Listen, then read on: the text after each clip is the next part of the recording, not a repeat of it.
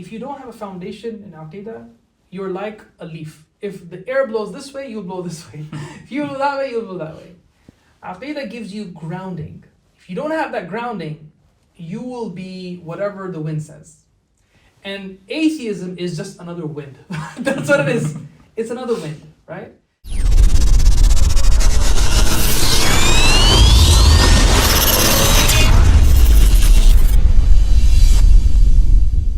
What is theology? Because many people, they don't actually understand the word itself.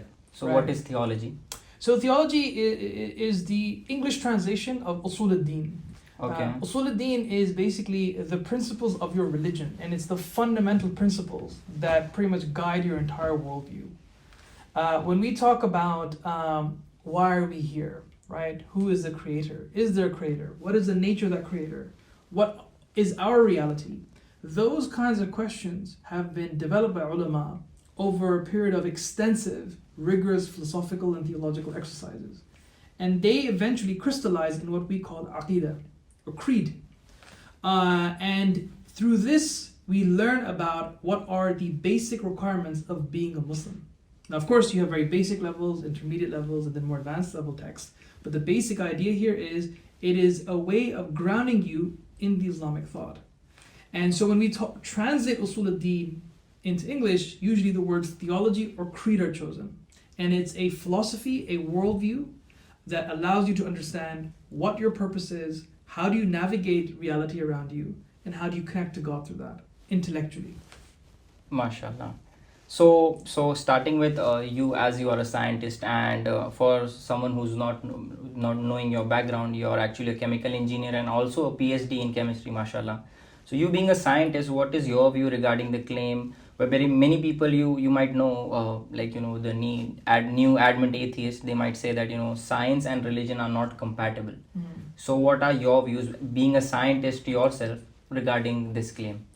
So for me, I think that the people who say that science and religion are in conflict with one another are usually people who have a different worldview or a different theology. Yeah.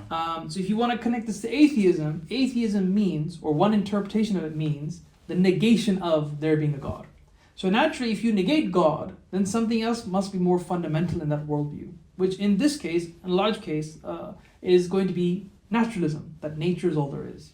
Yeah. And as a result of that, things like miracles don't make sense. Things like prophets, ripping up the moon and putting together, Prophet Moses turning his staff into a snake. Those things will never make sense, because in a naturalistic framework, in a scientific framework, there are certain assumptions in there that just do not gel well with a purely theistic account.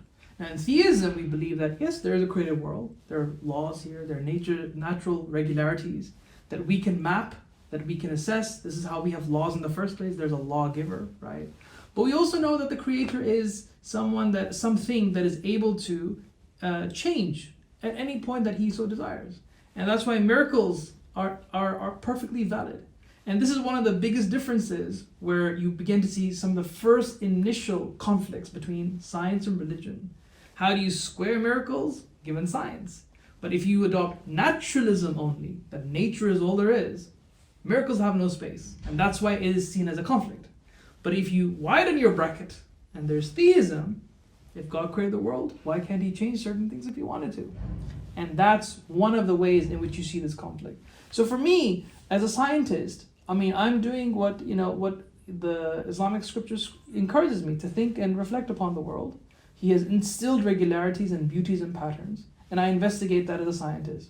Nothing more to it, nothing less to it. But do I believe this is an exhaustive outlook of the world? I don't think so.